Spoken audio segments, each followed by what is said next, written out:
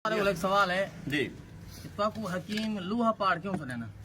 ये जरा लफ्ज लूहा है, लूहा एक धात है, लूहा था ये ताकत की अलामत है। लूहे को कपना आसान है, लूहे को पाड़ना बड़ा औखा काम है, बड़ा मुश्किल बड़ा काम है। मुश्किल सही हाँ ये तो कितना जिन्ना जिन्ना लोग लूहा जायज तरीके नाल पाड़िए जी हाँ, उन्हों को सवाब थे, सही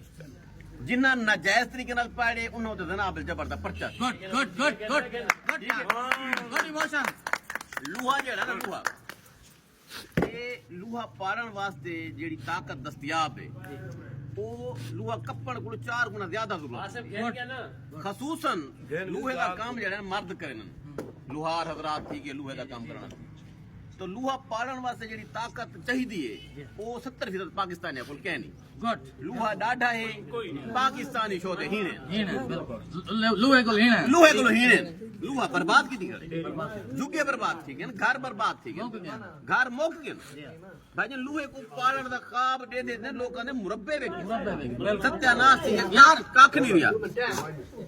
तो लूहे को पाड़न वास्ते जेड़ी ताकत चाहिए वो ताकत हसूल वास्ते एक दवाई चाहिए। ठीक है बिल्कुल मैं वो दवाई गोली पूरे 20 साल क्यों डारे दिया पर डारे दिया किताबां पढ़े उन्होंने लिखा करा मजमून लूहा पाड़ बल मैं उन लूहा पाड़ को पढ़े वो वाली में सुराग जो गड्ढे से पता लगे भी बहावलपुर रियासत दे जेड़े नवाब हैं वो लूहा पढ़े ने जी हाँ एक नवाब है उठा के जे 400 बारी लूहा पाया कितनी बारी 400 वाली गुड कितनी बारी 400 वाली 400 बारी एक नवाब भाई नवाब सादे खान का ना है उन कोई 400 बारी लूहा जो पढ़ा मैं को वो नवाब पढ़ना पे तेब दे किताबां दे विच उन्हां जिक्र आया उन जिक्र दे विच जनाब अली दवायां दा जिक्र आई वेने वगदे साडी हाथ मान पिया मजून लूहा पाड़ो मजून लूहा असा वाला लो मजून बनाई हुन हर महीने जनाब जबर एक पर्चा साडे ते थिया जो उदे खावन दे बाद बंदा बेहोश होंदे बंदे को कोई पहचान नहीं रहंदी बंदा अंधा थी वे ये दसो इमे ओ मजून में खाली हाथ जो लाओ जा ना ते तो को यार सो केडी करंट लगदे गुड गुड जेड़ा खांदा ओसी ओ क्या कमांदा ओ जेड़ा मजून खांदा ओसी लूहा पाड़ ओ सोचो भी कितना कमांदा हो ते अक्सर लोग रात दा लूहा पड़े न अद्धी चमची मजून खा दो ने रात सारी लूहा पाड़ियो ने सवेरे आए गलगड़ी पातो ने सब कोई नाम देतो ने गुड ओ मजून लूहा पाड़ गुड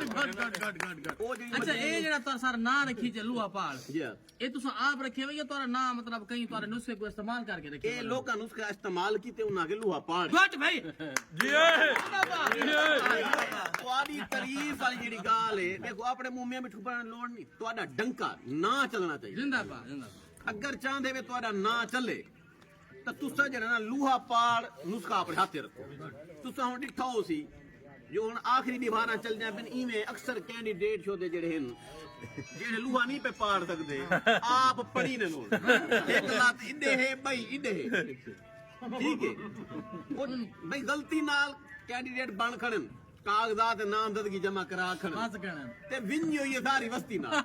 महल्ले कहीं नाल एक नाल नहीं बनी कारकर्दगी ठेगा जीरो हुन वतन शहजाद हकीम लूहा पाड़ को लेंदे वास्ता रब दा साडा लूहा पाड़ गुड हुक्के वाले को आख था को अपने हक में बिलावे मैं के मैं नहीं आता सवेर नाल लाल त्रै कैंडिडेट सिर थी गए उन्हें कितने रुपया देने 20 लाख ठीक है सिर्फ इतनी दलाली करता साहब को उनका मुलाकात करा जाता उन्हें हक के माने मैं कि तुम लड़ो तुम लड़ तो सारे हुक्के को फायदा दे हुक्का दा बन चुके साहब को क्या परेशानी तो लिहाजा लूहा पाड़न वास्ते ताकत चाहिए ते ताकत वास्ते मजून लूहा पाड़ जरूरी है जेड़ा मर्द मजून लूहा पाड़ तक नहीं पहुंचदा उनदा अपना लूहा पाड़े उनदा लूहा लोग पाड़ दे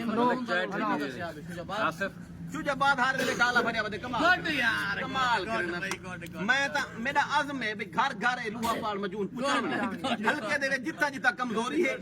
उतना के मजून देवनी है यार सारे मलिक शफीक को थोड़ी सी मलिक शफीक दा मजून कीती बैठे कोई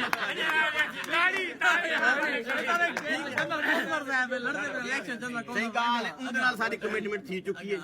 उनदे नाल कमिटमेंट साडी थी चुकी है मजून वाला ठेका गेलेवाल दा समझ के बुलेंदे ठीक है कोई मतलब नहीं मैं चाय नहीं पीना वेल डन हकीम तो सर एमपी दा इलेक्शन लड़ते पे लड़ते पे बैठा समझ